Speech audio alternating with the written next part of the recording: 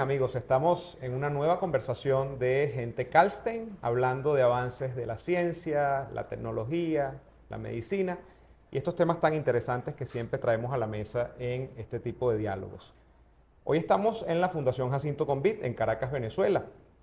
Y en específico, hoy queremos hablar de una unidad que ha desarrollado la Fundación Jacinto Convit, en la que pues ha puesto mucho empeño su personal y que le está trayendo muchas satisfacciones. Es la unidad de diagnóstico molecular. Y para hablar de ello, hoy tenemos con nosotros a la doctora María Alejandra Duarte. María Alejandra, bienvenida. Mucho gusto, María Alejandra Duarte. Bienvenidos a la Fundación. Muchísimas gracias. María Alejandra, vamos a comenzar por el principio. ¿Cuánto tiempo trabajando en la Fundación Jacinto Convit? Cuéntame un poco además de tu trayectoria profesional, cómo llegas a la misma, acá a la Fundación. Ok. Yo soy bioanalista de profesión. Realicé un estudio de posgrado en el IBIC Ujú. y me gradué como doctor en ciencia, mención inmunología. Luego estuve trabajando en el Centro Médico Centro de la Trinidad, en laboratorio de pruebas especiales, y posteriormente me salió la oportunidad de trabajar acá en la Fundación en el área de investigación, el cual acepté porque, bueno, es una de mis pasiones el área de investigación, y me encontré en esta institución donde tiene dos unidades grandiosas, que es la unidad experimental de inmunoterapia y la unidad de diagnóstico molecular. Mm. En el caso de la unidad de diagnóstico molecular, que es la que nos estamos refiriendo o la que usted nos refiere en este momento para presentarles al público, es la unidad donde prestamos servicio de diagnóstico Ujú. a la población más vulnerable, sobre todo para el diagnóstico de leucemias. Ok. Pero ¿cuándo llegaste a la Fundación en Ok. específico? ¿Cuántos años ya? Yo tengo en la fundación, entré en el 2017, ¿verdad? Ujú. Luego me fue en el 2021, ¿cómo se puede decir eso? Bueno, te fuiste un rato en el 2021 y Ajá, volviste y después. después volví. Se has ido y viniendo. Ah, bueno, pero ahí viene una pregunta interesante, doctora. ¿Por qué volver? ¿Qué te engancha a esta pasión de Ok, la fundación respecto de lo que ha sido tu trabajo en un laboratorio, ok. digámoslo, en el Centro Médico Docente de la Trinidad, donde estamos hablando de una clínica privada? ¿Cuál es la diferencia entre estos dos mundos? ¿Hay una pasión en el campo de la investigación? ¿Hay otro en el que el día a día, por supuesto, asistir pacientes a diario? ¿Cómo se compaginan y cómo se diferencian Sí, estas dos ramas? realmente son diferentes, ¿no? Ujú. Acá en la fundación te da la oportunidad de hacer diagnóstico con el propósito de beneficiar a una población que es muy vulnerable, Ujú. que no tiene los recursos como para hacerlo en un laboratorio privado. Ujú. Entonces sientes una gran satisfacción cuando puedes ayudar al prójimo, y sobre todo en estas patologías que son tan sensibles. Ujú. Y por otra parte, la investigación, que es una pasión que siempre se mantiene, hace que vuelva uno a esta institución para buscar las respuestas a muchas preguntas que se tienen Claro. en el área científica, que obviamente no trata es de dar algunos indicios de que puede estar, que cuáles son las respuestas más acertadas, ¿no? Ujú. Tal vez no las demos por completo, pero sí Es aproximaciones. una búsqueda Es constante. una búsqueda Es todos los días constante. una batalla, es todos los días, pues, esa eureka, ¿no? De, ay, va por ahí la cuestión. Que de hecho creo Exacto, que es un poco además fue la filosofía del doctor Convict toda su vida, ¿no? Fue una exactamente, permanente búsqueda. total. Ahora, me ha referido el tema de las poblaciones vulnerables y creo que es una de las cosas que además también en el legado del doctor Convict se siente mucho respecto de, como sabemos, pues su lucha por el tema del combatir la lepra y luego el tema de la leishmaniasis, pero en el caso del doctor Convict con el padecimiento de la lepra, la vocación humanística, la vocación de ayuda, la vocación incluso de humanizar la enfermedad está muy marcada. ¿Cómo esa filosofía quizá de llevar la investigación y de llevar la medicina al campo humano, usted lo ve todos los días en el caso de la Fundación Jacinto Convit con estas poblaciones vulnerables que están trabajando a través de la unidad que en este caso coordina usted, la unidad de diagnóstico Diagnóstico molecular? molecular. ¿Cómo lo ve allí? Ujú. Bueno, la unidad de diagnóstico molecular se planteó desde el 2016 dar la oportunidad de hacer diagnósticos a poblaciones que no podían, por supuesto, pagar este tipo de estudios que son tan específicos y son tan costosos. Entonces, se abrieron estos convenios, la posibilidad de hacer convenios con los hospitales. Estos hospitales son los que dan servicio de hematología, atienden a estos pacientes que tienen leucemia, y en la actualidad ya tenemos 11 convenios. Okay. Entonces, a través de estos convenios, ¿verdad? Que podemos dar resultados para el diagnóstico de estas enfermedades, nosotros vemos cada día esta posibilidad de brindarle a la población vulnerable la posibilidad de recibir tratamiento específico, la posibilidad de cambiar su vida, de prolongarla, y en aquellos donde no hay una terapéutica establecida, por lo menos tener una mejor calidad de vida, no solo del paciente, sino también de la familia. Entonces tenemos aproximadamente, hasta la actualidad, hemos hecho 8.700 diagnósticos moleculares en todo el país, en todo el territorio nacional.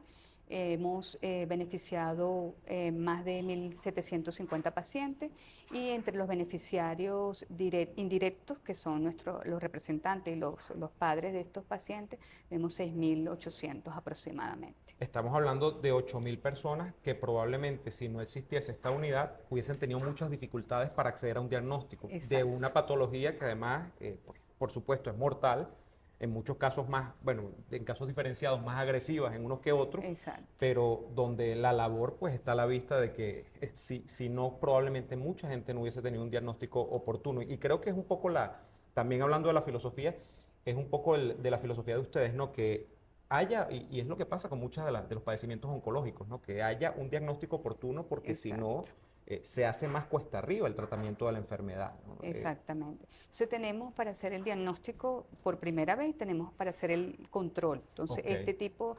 de resultados le permite al médico hacer seguimiento, controlar y monitorear al paciente. Entonces esto es muy importante porque pues brindamos una metodología altamente sensible, que no se accede de manera rutinaria, sino es muy costoso. Y lo hacemos a través de donaciones. Muy bien, y esto es importante, el tema de las donaciones. Allí me imagino que está involucrada la empresa privada, con el tema del trabajo en la fundación.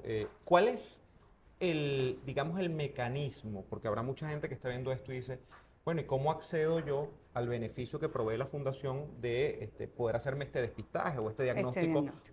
¿Cuál es el protocolo que ustedes siguen para seleccionar pacientes, eventualmente, por decirlo de alguna manera? ¿Cómo llegar al paciente? Para el caso de la fundación, establece convenios de cooperación con los hospitales de la red pública nacional. Estos convenios le permiten a los pacientes que se atienden en estos hospitales y que requieran de este estudio, entonces se tramita con el médico tratante y ellos nos trasladan las muestras. Estas muestras son las que procesamos y le damos el resultado. Actualmente tenemos 11 convenios en todo el territorio nacional, que abarcan el Distrito Capital, que son el Banco Municipal de Sangre, el Hospital JM de Los Ríos, el Hospital Universitario de Caracas. Tenemos el Hospital San Juan de Dios, el Instituto Oncológico Dr. Luis Racetti, tenemos el Hospital Dr. Victorino Santaella Ruiz, tenemos la Ciudad Hospitalaria Dr. Enrique Tejera, tenemos el Hospital Central de Maracay, que actualmente se escribió el convenio. Suscribió el convenio. Tenemos también el Hospital Central de San Cristóbal, el Instituto Autónomo Hospital Universitario de los Andes, tenemos el Hospital Universitario Pediátrico Dr. Agustín Subillaga en Barquisimeto. Creo que no se me olvidan, son 11 convenios que actualmente Creo que tenemos los 11.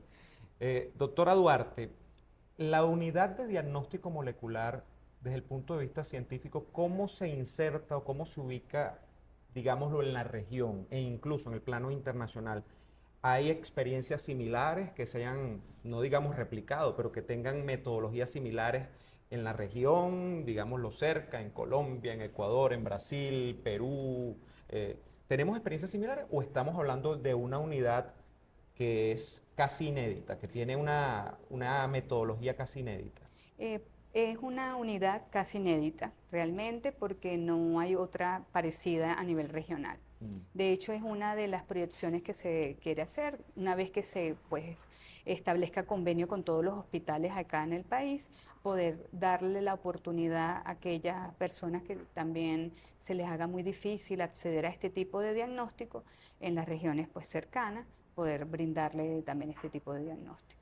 Pero me imagino que las dificultades para hacer de esto un programa nacional son amplias, ¿no? Digamos, por los problemas de cada región, bueno, por los Sí, problemas que a veces atraviesa el país. sí.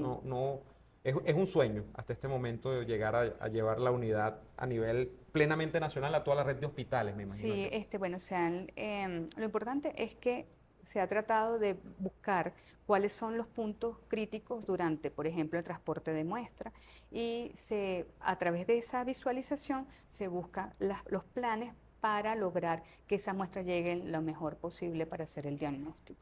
Y bueno, nos han llegado, por ejemplo, o nos llegan actualmente Ujú, muestras de los Andes, del Hospital Universitario de los Andes, ujú. en donde los médicos agrupan a los pacientes, ellos se ponen de acuerdo y trae uno de ellos las muestras para acá. Mm. Es decir, lo que se busca es lograr beneficiar al mayor número de pacientes posible y la forma como se logra es a través de la comunicación, la organización, el establecimiento de puntos esenciales que, por ejemplo, nosotros mandamos guías de cómo se debe transportar la muestra, Ujú. para que ellos, siguiendo esos lineamientos, podamos lograr que esas muestras lleguen lo más idónea posible y poder dar un diagnóstico adecuado. Desde el punto de vista específico, digamos, de un paciente, para ponerlo con pelos y señales, para ponerlo claramente sobre la mesa, de un paciente que resulta diagnosticado a tiempo eh, con el padecimiento de leucemia, ¿cuál es digamos, la expectativa de vida o cómo mejora la expectativa de vida en concreto? No sé si me puede hablar de un porcentaje, me puede hablar de años, de hacer un diagnóstico a tiempo a, bueno, un padecimiento que lamentablemente, por lo que usted dice, porque lo que implican estos estudios, que son muy costosos, a veces pues ya es muy tarde, a veces cuando se Ok. descubre científica la enfermedad. ¿Cómo mejoran las expectativas de vida? En el caso de la leucemia, sabemos que los Ujú. padecimientos oncológicos en general mejoran muchísimo cuando son detectados Sí. a tiempo, pero en el caso de la leucemia en específico, ¿cómo se comporta el tema del tiempo? Ok, es como cualquier otra enfermedad, el diagnóstico oportuno pues, establece un tratamiento oportuno, lo que le permite al paciente prolongar su vida, lo que le permite mejorar su calidad de vida además.